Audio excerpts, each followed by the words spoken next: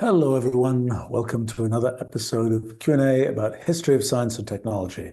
I want to say I'm going to be refactoring some of these live streams in a little bit. So we're going to have some different topics coming up, including, I hope, some discussions about philosophy and so on, which I'm looking forward to, and also probably some more hands-on technical kinds of things about our technology and computational language and all those kinds of things. But today we have an episode about Q&A about history of science and technology. And I see a variety of questions here. There's one from an anonymous. Uh, who was the first effective science communicator? It's an interesting question. I think that the there's a question of when did science originate? There's a question of what does it mean to communicate it? I think it is a phenomenon of modern times that you need a science communicator, so to speak. It's a phenomenon of modern times that science written for scientists is different from science written for everybody else. I mean, if you look at a modern academic journal, it's in many fields, it is not really accessible to somebody who isn't steeped in the jargon of that particular field and often in the prejudices and knowledge of that particular field. But that's not how it was in the past. I mean, when, I don't know, Charles Darwin, 1859, writing Origin of Species. Now, Charles Darwin had written many kind of, or a number of sort of popular travel account type books. He'd also written some much more kind of academically oriented books about different types of barnacles and things like this. But the book that he wrote of Origin of Species was not really a book for, there wasn't sort of the academic crowd that he was writing to separate from the general intellectual public who could absorb the book. I think it's a phenomenon of modern times that there's this big distinction between things written for the experts and things written for the world. Now, it's an interesting question. If you go back to antiquity and you look at, somebody like Archimedes, okay, wrote a piece, a little article called The Sand Reckoner, which is a very, very amusing piece. He's trying to figure out how many grains of sand fit in the universe. And to be able to talk about that, he has to be able to describe very large numbers. At the time, kind of the representation of numbers, the idea of scientific notation, all this kind of thing didn't really exist. And Archimedes had to kind of construct these ways of sort of building up to bigger and bigger numbers. The sand reckoner used kind of the mathematical technology of its time, probably to its utmost. But nevertheless, I think the sand reckoner was probably readable by sort of anybody who cared to read it at the time. It wasn't something where there was a small group of, math experts who were the ones who could read it and other ones could not. I think the same is true. I mean, Archimedes was one of the more sort of technical writers. Something like Euclid, for example. Euclid wrote rather austere book of geometry, which just sort of stated theorems. Later on, the proofs were filled in by other people. But to be clear, what we mean by sort of science communication, for a long time, the Euclid's Euclid's book on geometry was the single most popular book printed. The most popular was the Bible, but after that came Euclid's geometry. And Euclid's geometry was there many people who sort of quoted, oh yes, I like to keep a Euclid's geometry around. I think a famous example was Abraham Lincoln, who had this statement, I can't validate that this was a correct statement rather than just a personal positioning statement, but that he liked to, whip off a few proofs from Euclid right before he had to do some big debate to kind of sharpen his mind type thing. So in those days, even in this is 1800s, it's the idea that this would be that Euclid was a book for the experts, distinct from a book for the general intellectual person, wasn't really a thing. I think that that distinction really probably got started when the academic journals got started. That was in the 1600s. But by the 1700s, when things were being published in journals rather than in books, I think perhaps there was more of a distinction between the journals that were intended for an audience that was really the experts as compared to the general public who could just go to a bookseller and buy the book type thing. I have to say, when I wrote my big book, A New Kind of Science, published in 2002, I kind of had this issue. Who was I writing for? Was I writing for some small but undefined kind of group of people, since the point of my book was to introduce a new kind of science? Almost by definition, that meant there were no experts in that particular area. I mean, there are people who had actually followed things I'd done in the 1980s who were certainly on a good, should have been on a good on-ramp for that kind of science, but it wasn't that was sort of a small piece. So what I ended up doing was trying to write something which was intended to be readable by the general intellectual public, in addition to by the experts. And I think that worked really well. I think the number of people who've told me and who I can see were kind of influenced by that book and understood what was in the book was very large. It worked really well. It had a bit of a backlash in the following sense, that some of the sort of expert scientists were like, wait a minute, this isn't as hard to read as it's supposed to be if it's an expert science book. How can it be saying something that's important to me as an expert scientist if I can actually understand what you're saying? And I think that's a kind of a strange kind of backward phenomenon of modern times, that the way I see it, if you are really understand what you're talking about and really put the effort in, you can make even very sort of what start as very complex ideas, things which are things which are really understandable to people who want to put in the effort to understand them. It's something I'm remembering back when I was probably 20 years old or something, and a young physics person at Caltech, I gave some fancy colloquium or something about some topic about cosmology. It was a fairly interesting topic, I thought. Um, but a thing that is kind of one of these comments people make that stick with one, somebody who was a graduate student, I think, there afterwards said to me, the thing I was most impressed about that talk was that I understood it. And which I thought was I've repeated that comment to people since, because I think that is a thing that, one should be impressed by that. But there's a certain tendency for some people to say, no, no, no, science is a closed shop. You shouldn't be impressed unless it's so complicated I can't understand what you're talking about, which is kind of a paradoxical, in my view, a very the wrong interpretation of things. So, but in terms of what happened, I would say in the 1980s, particularly, there started to be this kind of strand of science communication, sort of separate from the the doing science. So there was some of that before that time. I mean, well, if we go back to we go back into the 1700s, 1800s, and so on, you certainly find people who were saying, I'm not really trying to tell you something new, I'm trying to explain something that already is there.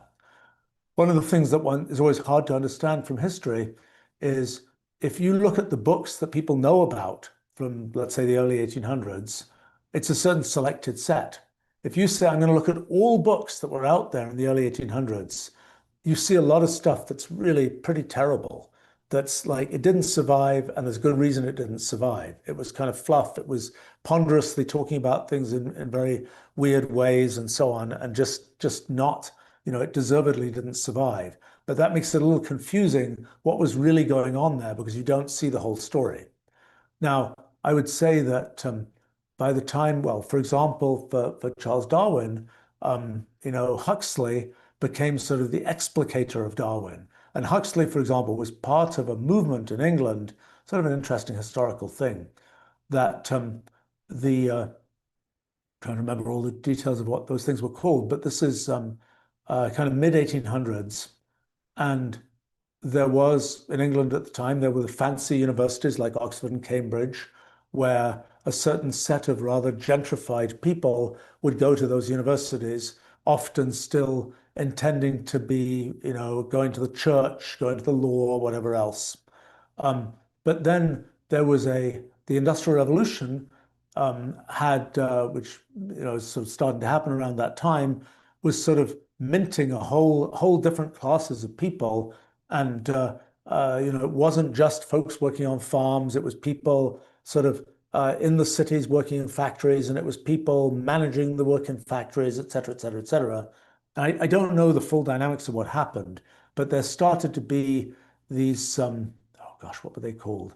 I think they had some terrible name like working men's colleges or something, which were kind of the precursors of later polytechnics and things like this. But they were things where people who were, working at the factory during the day or something would in the evening come and hear lectures about interesting intellectual kinds of things. And I think Huxley was much involved in that kind of movement of sort of spreading intellectualism among more than just the gentrified classes and so on.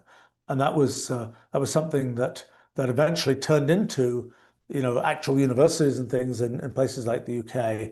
But I think that led to a sort of a type of presentation of material a little different than had existed before, because it was kind of trying to present to the intelligent but not necessarily educated folk, as opposed to people who were sort of expected to have gone through a certain educational path. Um, and I don't know. I think there were plenty of books that came out of that kind of thing, and that continued into the 20th century. And there were certainly people who were known as expositors of science as much or more than sort of actual scientists. Actually, going back to the 1800s, I'm remembering that one of the well-known expositors of science was Mary Somerville, who was sort of first came to notice as a translator of Laplace's Celestial Mechanics book, and then started writing sort of books of her own, sort of explaining things about science. This is now 1830s, maybe, that kind of time frame. Ada Lovelace was sort of a bit of a mentoree of Mary Somerville, and saw herself potentially going in that direction of becoming an expositor of science. So that was sort of a thing of that time. I have to admit, I don't think I've read anything that Mary Somerville wrote, have I? Not sure. But I have the impression that she did a good job of explaining science, so to speak, to the general, intelligent person. I think in the 20th century, uh, well, people like George Gamow was a kind of well-known expositor of physics. In the end, Albert Einstein sort of got into the act writing little books like The Meaning of Relativity and so on. I don't know to what extent the typical high-end scientist of the early 20th century, I don't think most of them, well, I think, well, I'm not sure. I think most of them were not really involved in the exposition of science to the world at large. I think they were mostly involved in just the doing of science with scientists. Now, there were some exceptions, like I think Ludwig Boltzmann, most known for his contribution to physics, but later in life, actually themed as a philosophy professor. He did give public talks, I know, that were sort of intended for the general public about kind of the concepts of science and so on. So I think, but the real sort of in the 1980s, there started to be a whole sort of industry of popular science books written by sort of, oh, if you'd done some science, well, then you could, the theory was, make some money by writing a popular science book. The most notable of those was probably Stephen Hawking's Brief History of Time, which was a very successful book. I think there were sort of there were many kind of other sort of efforts. So the interesting point was that there had been different sort of traditions in the way that science exposition worked. One had been sort of even the Mary Somerville tradition of, I'm not trying to be a scientist, I'm trying to be an expositor of science. People like George Gamow, a little different, because he was a physicist, very much involved in things like alpha decay and radioactivity, and involved in the early thinking about how stars work and things about the Big Bang and the early universe and so on. But nevertheless, he was writing, I think he had a whole thing about Mr. Tompkins' There was a Mr. Tompkins in paperback. I think Mr. Tompkins was kind of a figure who was experiencing physics in various ways, but those were sort of intended as popular books, so to speak. And then there were people who were sort of, as I say, there was this sort of question of, was the science exposition written by scientists, or was it written by people who were reporters of science, not doers of science? So one of the bigger sort of areas where science exposition happened in the middle part of the 20th century was the magazine Scientific American, which had a very definite model. It had Gerard Peel, I think, was its editor for a long time, and he had this particular model, which was find sort of the top scientists around and work with them to get articles written with their bylines. And when I was a kid, I read many of these articles and they were really pretty good. They were, they were sort of frontier descriptions of things going on in science with the sort of insight that you would expect from people who are leading people in the field. Now, often sort of the giveaway was those people would write their one article for Scientific American and nothing else that was general public exposition. Years later, 1984, it was actually, I ended up writing an article for Scientific American, and I came to understand what their process was, which was sort of ask the scientist, sort of interview the scientist, and then their editors would try and write the piece and sort of say to the scientist, is this correct? Is this not correct? I kind of rebelled for various reasons. My setup was a bit different, and I kind of insisted on writing every single word of the piece that got published under my name in Scientific American, which was actually a pretty good piece in the end. And I think it was probably helped by their editorial poking. Was actually the piece in which I introduced the term computational irreducibility, which is kind of and I think that the effort for me to do that exposition that was intended for the general public was very useful in sort of crispening up my ideas. I don't know whether other people found that. But in any case, that was sort of the tradition of well, from the 1960s to the mid 1980s, I would say. Later on, that magazine became much more commercial and kind of, I think, lost its way. But and I think stopped doing this kind of get the leading people in the field to try and write things more. It was kind of get journalists to write things and so on, or get people who are sort of themed as expositors of science to write things. Probably less work for the magazine, but less of a unique and good contribution to things one can understand in the world. But then there's this whole kind of raft of books, particularly circling around this literary agent who I knew for many years, John Brockman, who would just sort of go to scientists and say, you're a scientist. You can make some money by sort of writing a popular book about what you're doing. Sometimes that didn't end well. Often the books were really not very good. But it was a thing that led to a sort of a lot of shelf space about science in a kind of a concept of the popular science book. It was a concept that when I started writing new kind of science, I really wanted to understand, did this make sense? What was I really doing? And the book that I wrote was not of that type, because it was a book of primary science that I had gone to the great effort to make understandable to the world at large, which I liked. It helped me write a better book to have that constraint. I think it's helped the world to understand more science to have done that.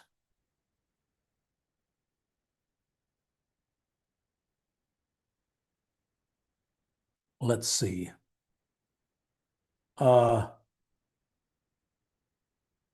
Probable is commenting, I would surely mention Aristotle and Plato. They were surely among the most cited thinkers in Western history. I agree. I was going to mention them. I thought Archimedes was a more interesting example because what Archimedes wrote was more technical and less kind of, less obviously presented for people at large. I mean, both Plato and Aristotle were kind of writing for people at large. They were not there wasn't really an imaginable sort of in group that they were writing for. I mean, it's worth remembering that Aristotle, was really sort of pushed through Aquinas and people like that by, in the end, the Catholic Church, and had not been as widely read until that time. I think, but both of those folks obviously did a lot to kind of explain what they were talking about, um, and their works are still perfectly readable today.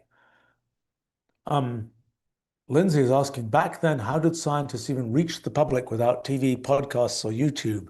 Boy, how the world changes. They mostly wrote books.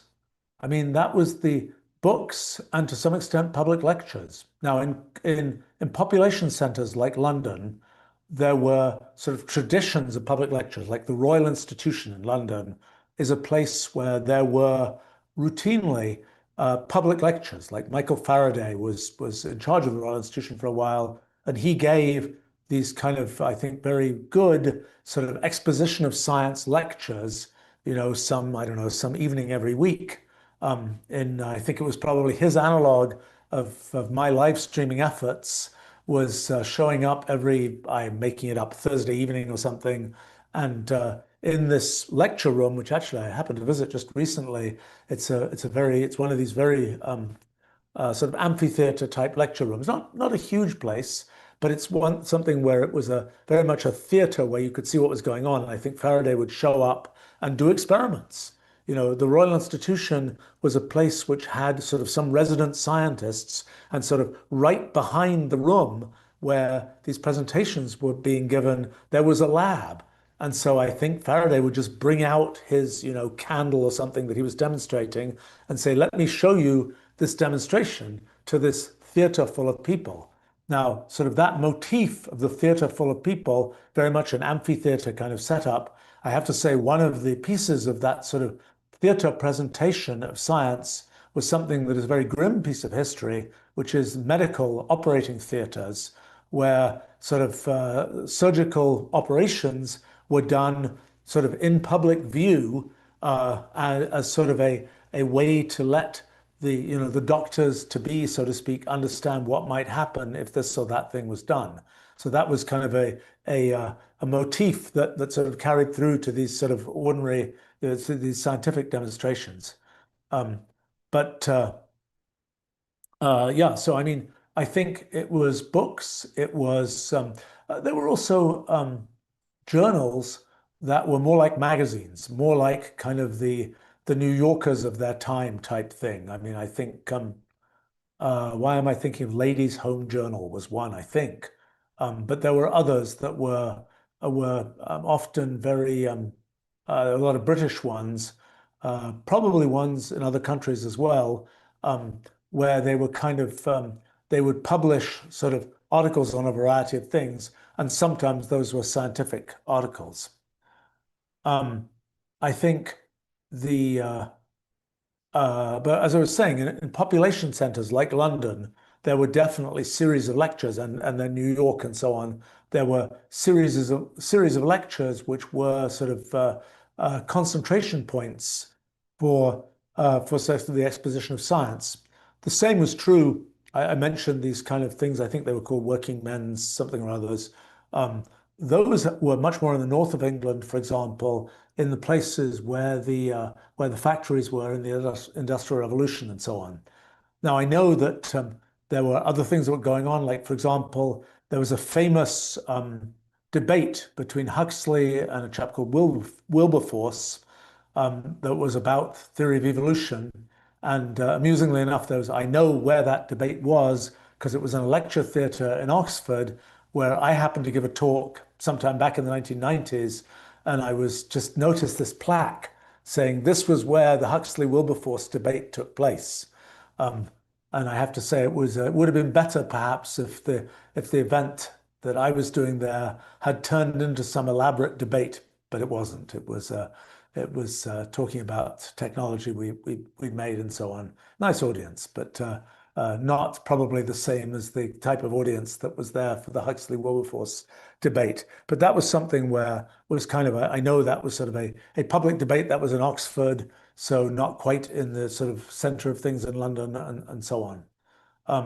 I think that the fact that it's possible to do things like live streamed discussions of things, my version of kind of the Faraday weekly, demonstration, I suspect his were well, his will have been prepared. I would assume, I don't think he will have done what, he will not have gone unprepared and started saying, let me show you how magnetic lines of force work. I bet he tried those experiments first.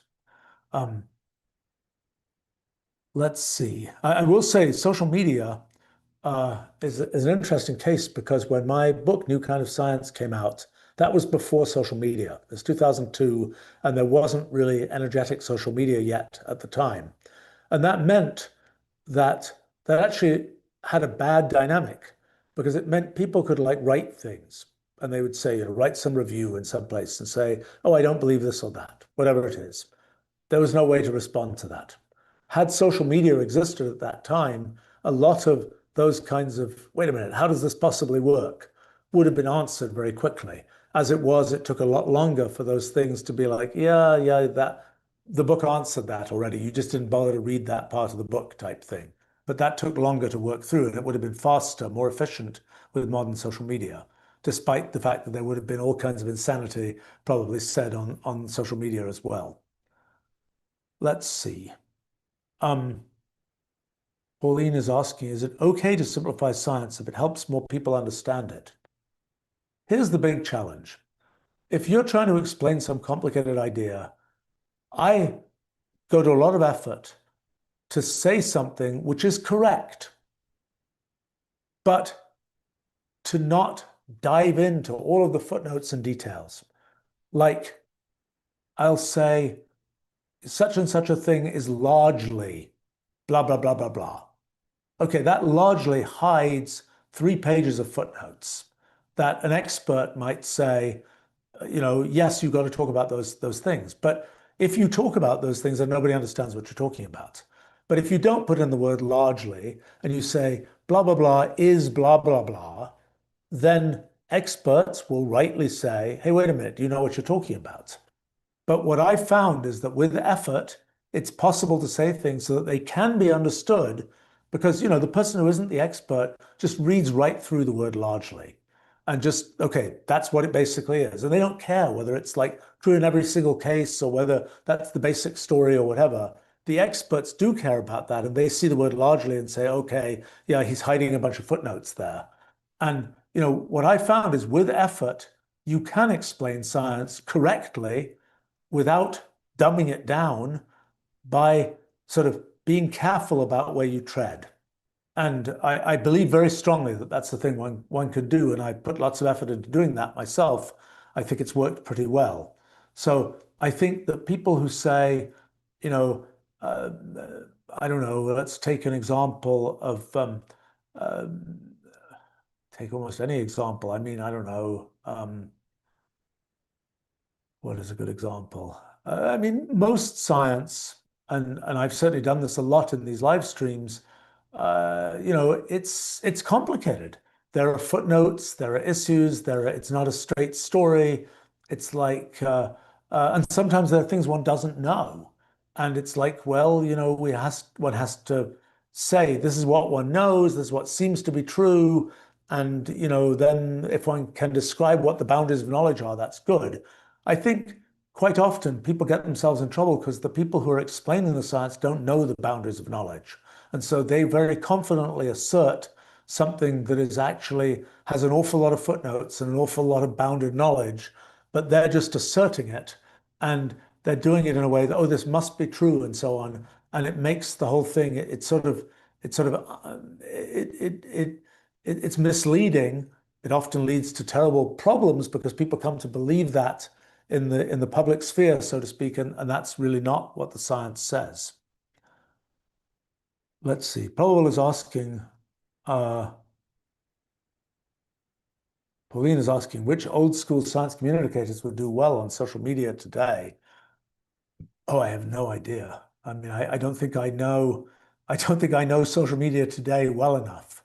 Um, I would say that uh, I, yeah, I really don't know. I mean, uh, I think Socrates would have done well in social media from what one knows of Socrates, from what Plato wrote about him. I think some of these wits of old would have done well. I think, maybe Democritus, very few of his works have survived. He's one of the early people in atomism. He was always, I think he was characterized as what was it, the merry philosopher or something. Always kind of being very upbeat about things. I don't know, but uh, so I'm not sure about that. Um, Probable has asked, do you think popularizing science to the public has improved the quality of science? They say, because I see a big gap between scientific journalism and actual science. Um, for me, my efforts to explain science have definitely improved the science I've done. I mean, I mentioned the fact inventing computational irreducibility as a result of trying to explain what was going on. At least I think it's true that I invented it for that purpose. It might have been a paper that I wrote right around the same time. I'm not sure, but it certainly appeared. I think it appeared first in that article in Scientific American, and sort of the effort to say what is the real point was an important one for me, and was forced by the need to do exposition or the desire to do exposition. So I think it can be a very powerful tool for making people reflect on what is the actual point. It can also be a thing where people sort of just peel off from the science, the exposition layer, without letting that feed back into the science itself. And that's a different kind of thing. When it comes to science journalism, there's good science journalism and there's lazy science journalism, as there is in almost everything. And, what I see, I mean, one thing in modern science journalism is that well, there used to be a lot more science journalism than there is today. That was very much more popular in the 1980s, 1990s. It kind of shriveled up a lot in today's world. There are blogs that are good and so on, but the actual venues for, there used to be a lot of magazines where, science journalism was published.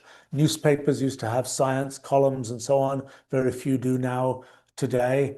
I think it's not, and that was probably a self-inflicted wound by science, that those things became not very interesting and so on.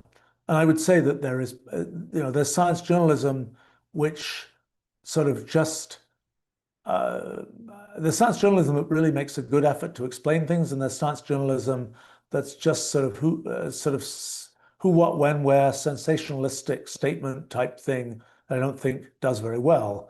I mean, I think the thing that is a little complicated is that there's a certain amount of money flow going on in some science journalism where, it'll be whether it's a pharmaceutical company or something else that's sort of promoting some particular angle in science journalism and sort of sponsoring those kinds of things. So I don't know. I personally don't know all of that money flow, but I think that has not helped kind of some of the quality of science journalism. I mean, it's also the case in, uh, doing good exposition is hard work, and not so many people are signed up to do it. And I think so I mean, I think that uh, that's a that's science journalism is not in particularly fine shape, except in things like blogs and so on, where I think quite a lot of good stuff gets written. Uh, Lindsay asks, was reading and writing a necessity for practicing science, or were there people who experimented and relayed ideas to others? I would strongly suspect that most science developments that we know about through history were by people who were very much literate and could write. I think that there was a certain amount of folk information that was known by the trades, the guilds, and so on in the Middle Ages, for example, where I mean some of those people absolutely knew how to read and write. I'm not sure that all of them did. I would be not too surprised if some people who discovered, chemical processes, metallurgical kinds of things, were artisans who weren't particularly reading and writing type folk, and that what they did was then harvested by other people. But I don't know that for sure. Um, Prabal is asking, how did they write their texts? They say, when I write something, I need to delete and correct it 100 times. How did they do that with ink and paper? Well, back in antiquity, people had, wrote on wax tablets and so on. And, I think you could scratch it out after you'd written it. I mean, back when I was younger, yes, it was ink and paper or typewriters. And what were the mechanisms? Well, I can tell you the mechanisms. Um, in uh, for There was this lovely liquid, which at least in England was marketed under the name Tipex, and it was a white stuff that you would, when you wrote a word you didn't like, you would get out this little bottle of Tipex. It smelled rather pungently, and you would sort of paint over that word, and it dried pretty quickly, and then you could write over that word. And that was sort of a way of correcting what you were doing. Now, when I wrote, for example, the manuscripts of early papers of mine, which I still have, um, what I tended to do was I would write a paragraph, and then I would have these labels, sticky labels, I guess often in the US at least called Avery labels, that I would, sometimes I would cover up a word, and sometimes I'd be thick in labels because I'd corrected the thing many times. And then sometimes I would take a paragraph from my text that I liked, and I would cut it out with scissors, and I would stick it on with Scotch tape onto another page, and sort of assemble this whole thing from those pieces. And then to kind of clean it, I would put in a photocopier and make a copy of what was visible on that sort of stacked page. When it came to typing, there were you could either use kind of these little sheets of white that so ordinarily on a typewriter you have the sort of hammer thing of the typewriter that's hitting a ribbon that, like say a black ribbon, that hits through the black ribbon onto the paper. But you can also, instead of doing that, you can have this little pieces of white paper that are like a sort of fragment of a ribbon. You put that in place behind the ribbon, then you press the key on the typewriter, and if you typed a G before, it will make the exact same impression of a G, but now the impression of a G will be sort of printed in white ink and will white out the G you typed before. And sometimes some electric typewriters, like IBM electric typewriters, actually had a backspace key that used a white ribbon to go and erase what you'd previously typed by just filling it in with white.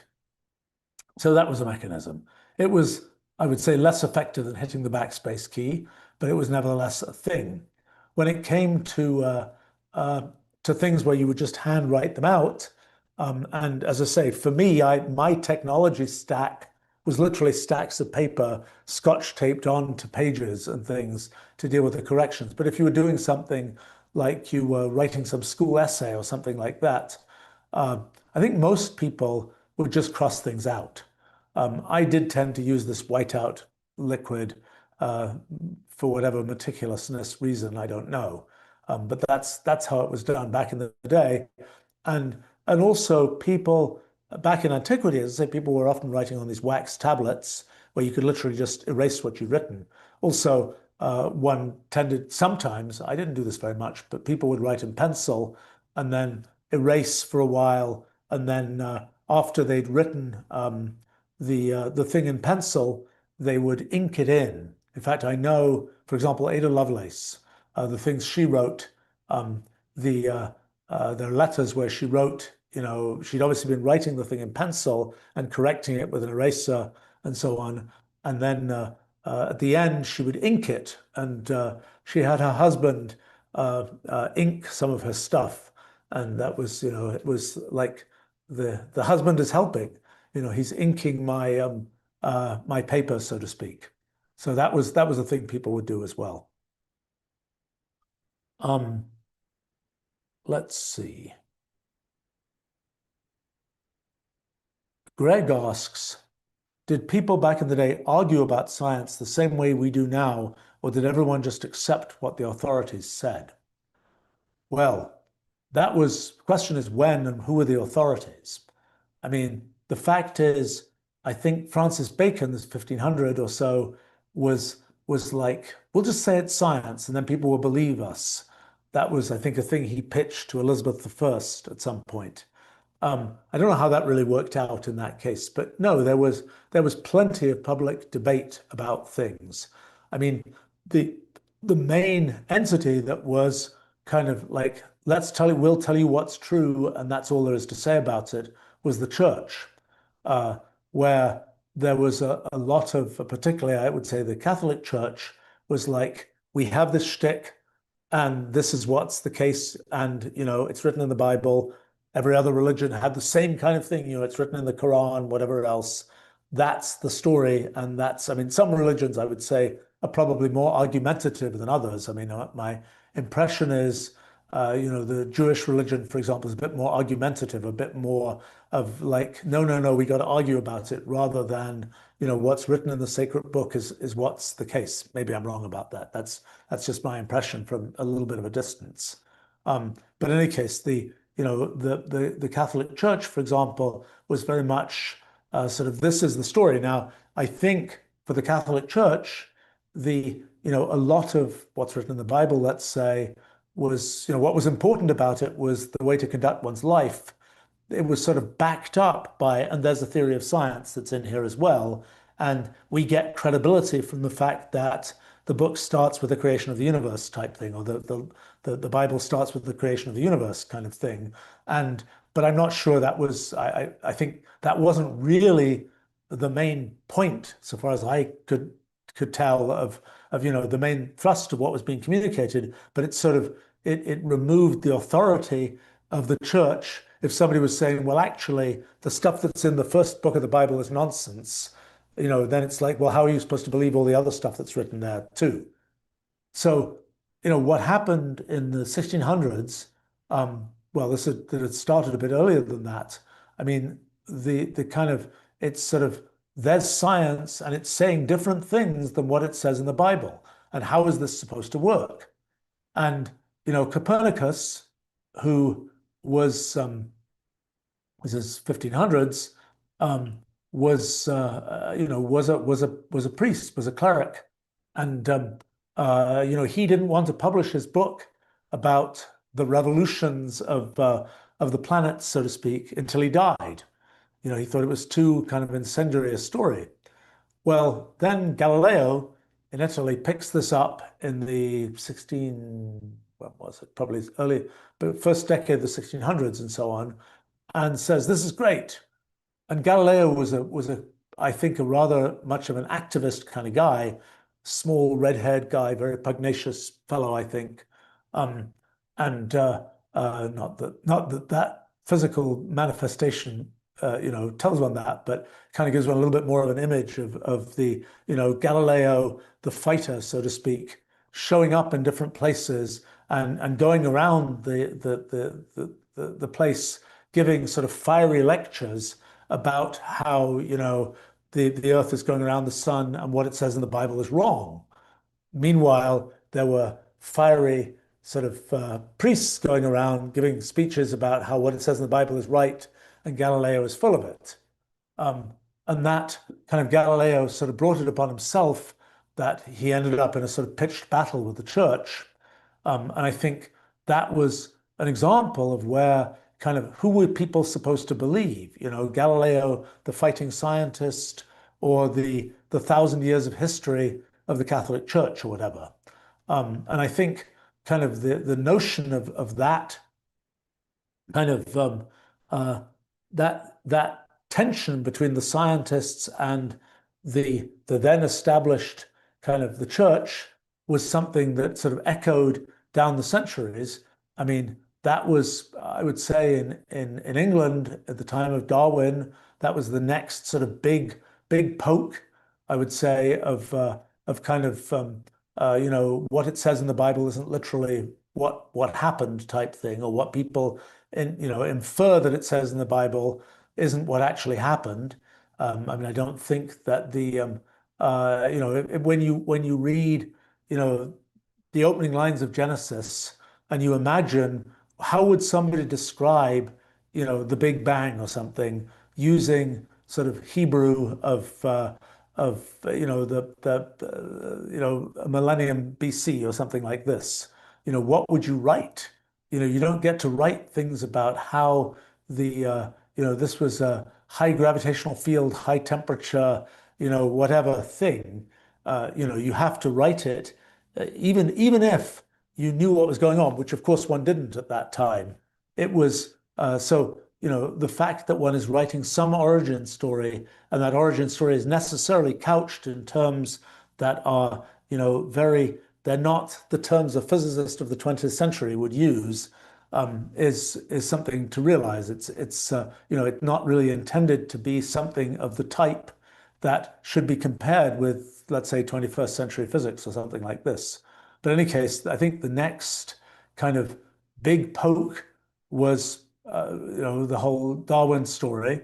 And I would say that in the UK, my impression is that the UK was, the UK's whole religious story had been damaged even from the time of Henry VIII, because um, the uh, um, the uh, um, the um, the um, because uh, because of the break from the Catholic Church, where the Church of England was created, which had a somewhat different character from kind of the main line, I think, of the Catholic Church. But I think by my my my vague impression is that sort of the level of sort of precise adherence to kind of the Bible describes science thing was already a bit decayed in the UK by the late 1800s.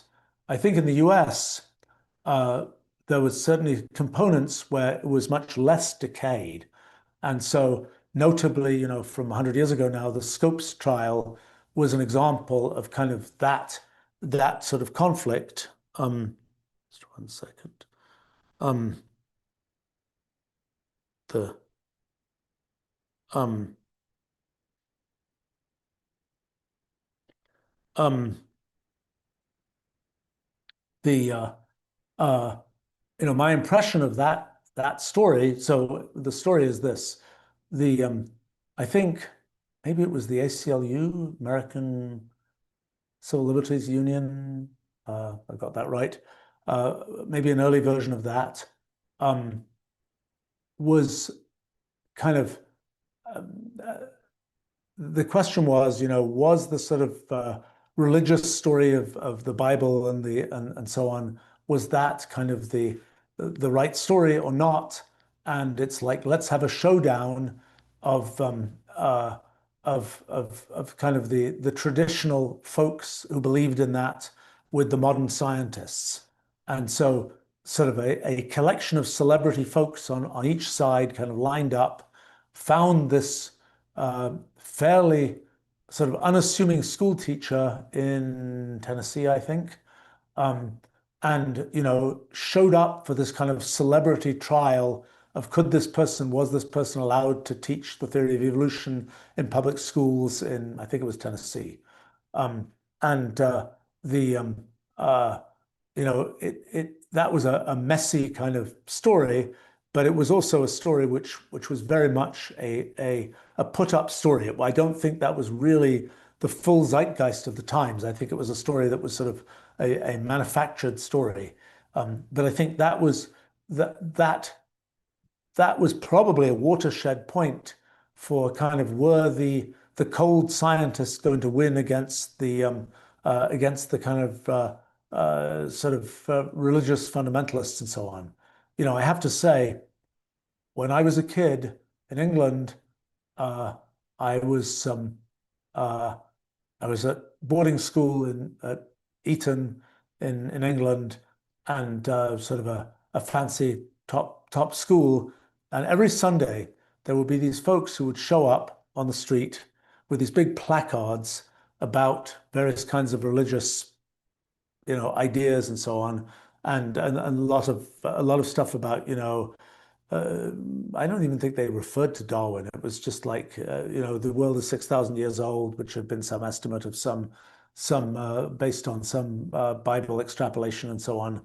And they would show up, and the the the 12, 13, well, 13-year-old me or something would, for a while, I was like, wait a minute, this is just nonsense. I'm going to debate these people.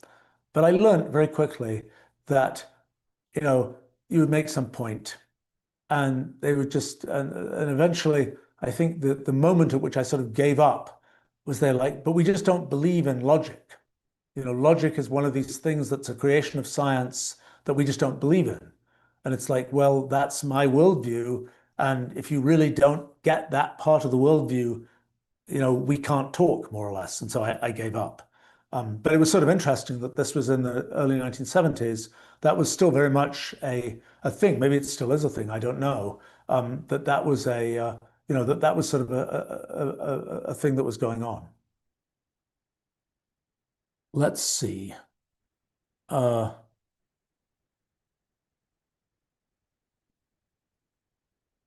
um,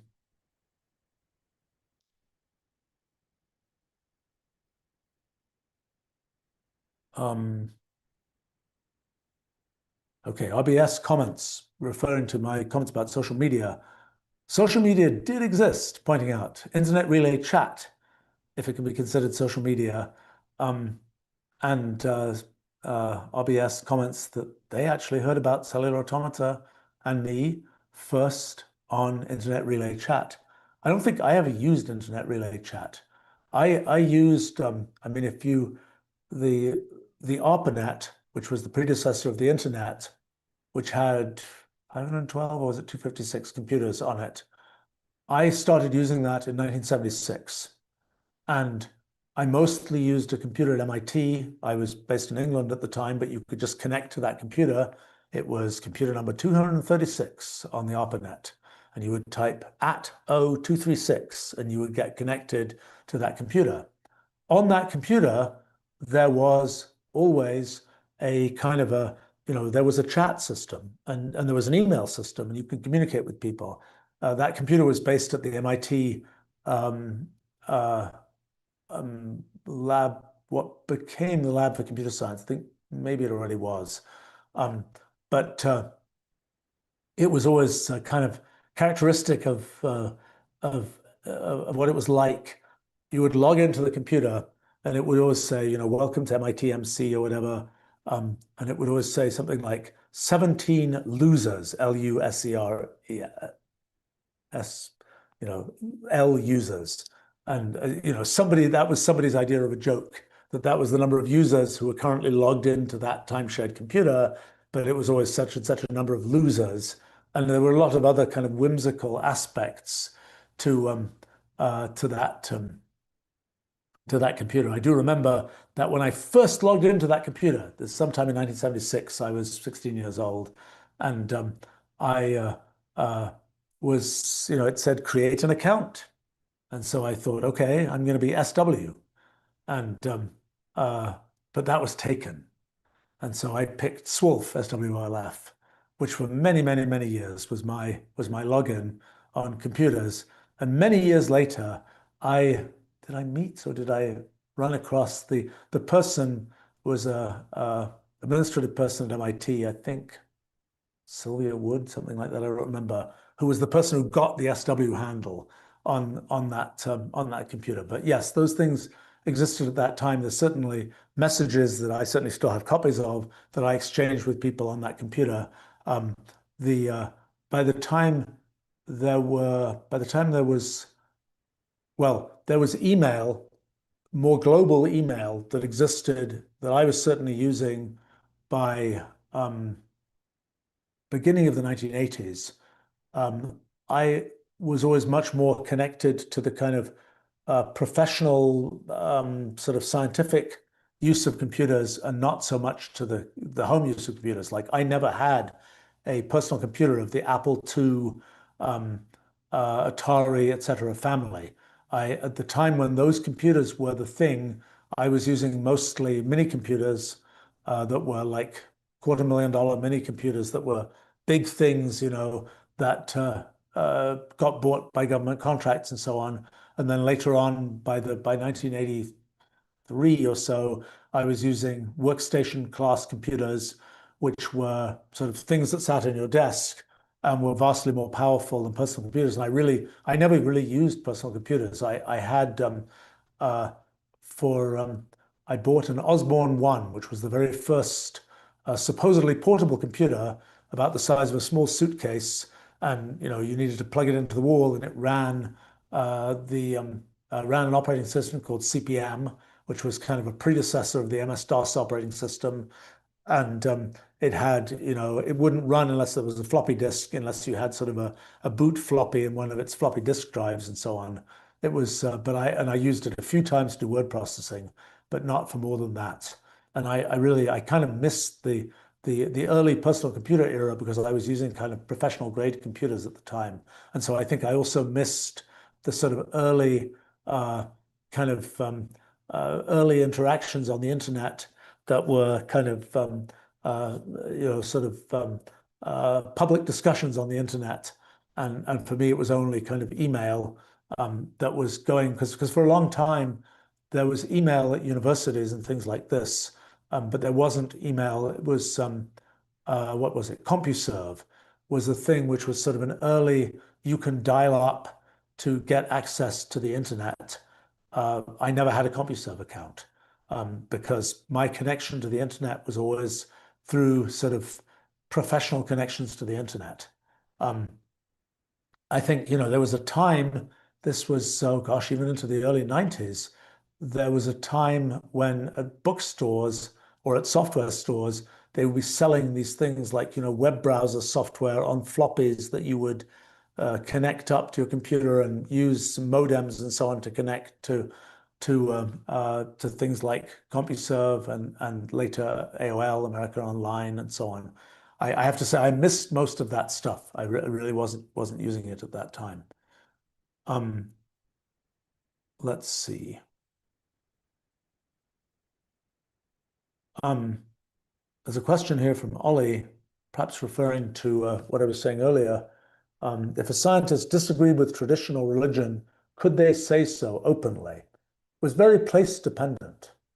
I mean, I think that, for example, the Netherlands were a place of sort of where there were lots of dissenters who went there in the 1600s and other times, where kind of, I mean, I think it's sort of ironic that certain things there are now more locked down than other places.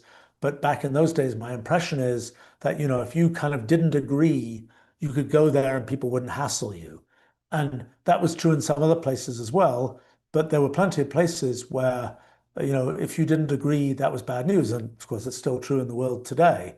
Um, I think it's a very place dependent thing. I think that there were people like Isaac Newton, for example, had a rather wacky view of religion. I mean, to be a professor, as he was at Cambridge University at that time, you had to kind of sign on to various kinds of religious principles. In fact, it was true up until the 20th century, until into the 20th century, that at Oxford and Cambridge, you kind of had to buy into certain religious principles if you wanted to be a fellow of a college and in those places. And so I think Isaac Newton, for example, had a wacky view of the Holy Trinity that he kind of hid from people because he didn't want sort of that to be an issue. But he wasn't, so that was the case where sort of that was something he suppressed. I think it really is very much dependent on time and place. I mean, I think if Galileo had been living in the Netherlands at the time when he was living in Italy, I don't think anybody would have hassled him. I think that in I don't think somebody like Huxley in England sort of going bulldogging against religion on behalf of sort of Darwin and evolution and so on um, is, I don't think anybody, people were debating him, but nobody was trying to burn him at the stake or anything like that. Certainly at other times in history, people who had sort of scientific views that went against the orthodoxy, would literally get burnt at the stake. And I think that was, it was forget kind of the cancel culture of more modern times. which is, that was a much more extreme version of that, I suppose. Um, but it's somehow the this question of, to what extent can people say what they believe and people will debate them and argue with them versus people trying to lock them up or whatever else. That is, that's a thing that has changed through history. And unfortunately, one might hope, I would hope, that sort of the world gets to be more of a place where people can say what they think and then debate it if people don't agree. But unfortunately, that it's not certainly not a uniform trend in history that that's become a uh, a thing one could do. I think that in terms of sort of the sort of religion and science, and uh, I would say that by the early part of the 20th century, the I think there was a certain subset of scientists who were very much, I believe in religion and I do science, and they don't particularly, there's no particular conflict there. But there were an increasing number of kind of the I don't believe in religion type scientists growing up starting in the 20th century. In the 19th century, I don't think that was the case. I think most scientists would have had a sort of generally positive view of religion and so on. I think that sort of the moment of kind of atheism in science or something probably peaked in the 1990s. Um, and, a lot of kind of everybody was making sort of a big sort of cause out of, could one talk about sort of religion and science and their conflict or whatever else, if there was indeed a conflict. And that was something people were very sort of talked about a lot, and particularly in the 1990s, I think. My impression is that people, maybe I'm too much of a kind of a simplifier of this, that sort of it's like people think religion has things to say about certain kinds of things, science has certain things to say about certain kinds of things, and there might be some overlap, but it's not, they're not sitting on top of each other.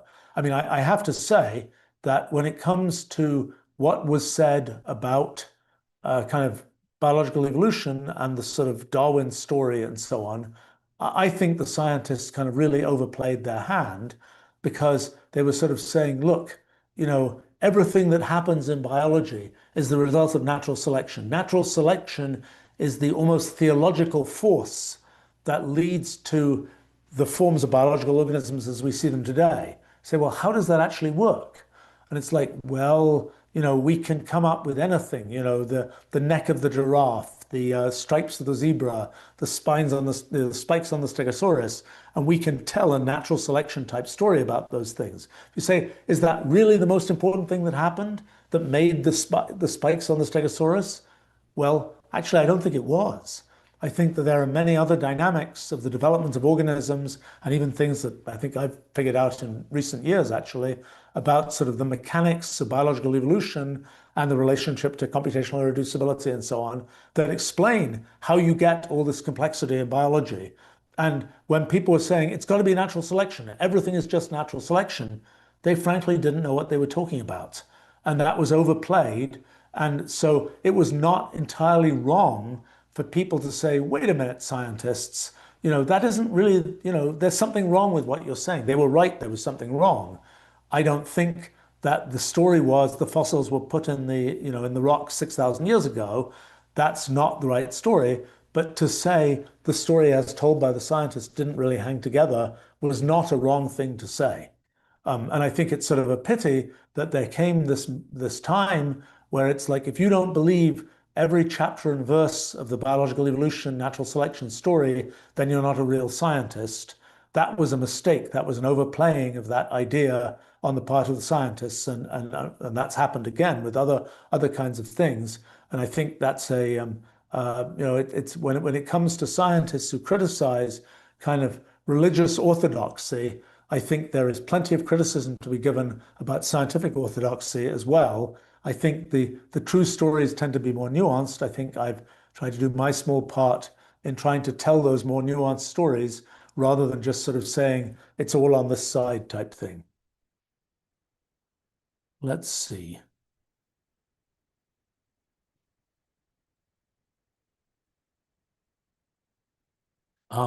Many interesting questions here. Let me just see whether there's some. Uh, um,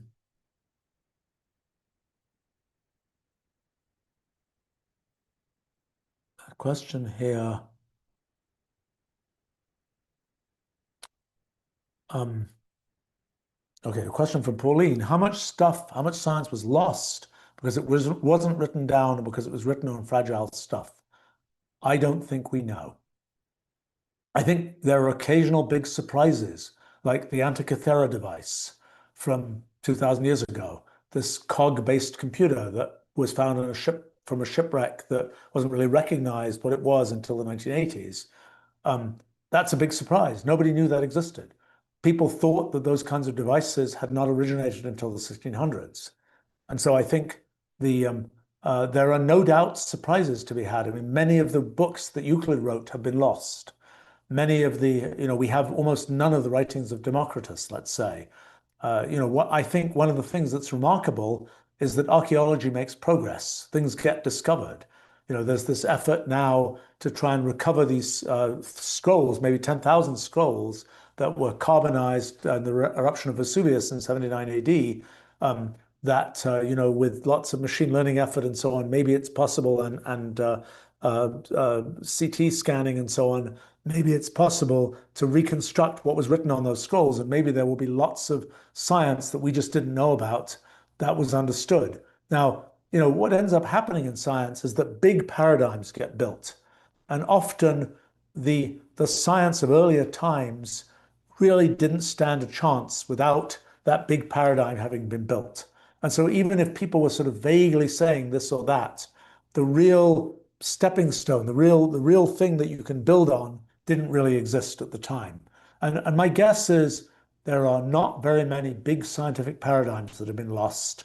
There are probably specific scientific results that absolutely have been lost. Whether some of those scientific results are deeply revealing, I don't know. I would tend to think probably not, but I'm not sure.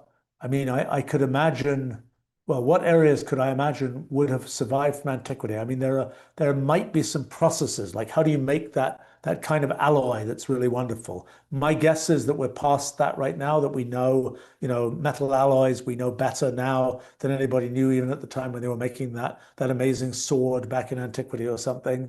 Um, I suspect that there aren't areas where, trying to think whether there might be areas where there was something that had been sort of figured out in antiquity and lost ever since that time. I think there would mostly be things where one would say, gosh, if people had taken that seriously, it would have changed the course of scientific history by hundreds of years. For example, if people had taken kind of the idea of computation that was sort of implicit in the Antikythera device, if that had been taken more seriously, we might not have developed the kind of mathematical approach to science that got developed in the 1600s, at least in the same way. Angst says, to my knowledge, scientists from the current time have average income. Was it always like that in history? It's an interesting question. So, who did science back in the day? Mostly people did science as a hobby, as I do. Mostly people made a living. I think, they had vineyards, they advised kings, they did things that were made a living some way, and science was kind of their hobby. When did professional scientists start to develop? Well, it was, I think, a phenomenon of the universities. So the first universities were in the 1200s, but they were getting sort of more serious by the 15, 1600s.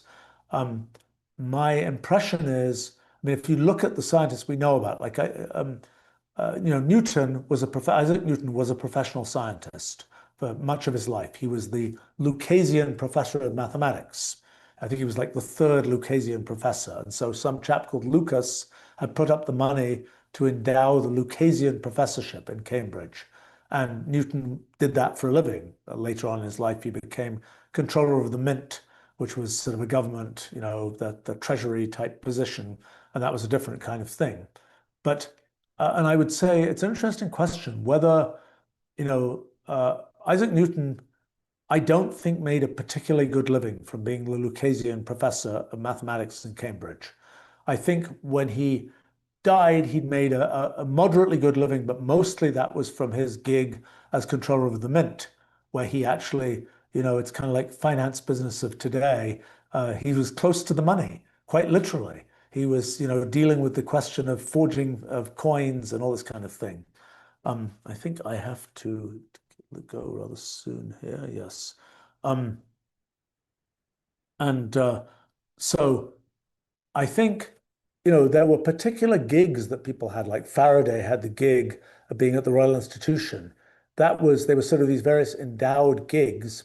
And then at universities, and I think this developed more in Germany, where the university system developed, in a strong way in the 1800s and so on, this idea of being a Privatdozent, kind of a private professor, where you would make a living by giving lectures to the people who would be at the university, and they would, it was a pay for performance type thing. Forget rate my professors of modern times. If the people didn't like their lectures, you just wouldn't get paid. Um, and that was sort of a step. You had to get a license from the government to be able to lecture, but once you had that license, you could collect this money from lecturing, and that was how people supported themselves. And so, it's been the phenomenon of the truly professional scientist and so on. I think is a lot of that is a post World War II type phenomenon, and where the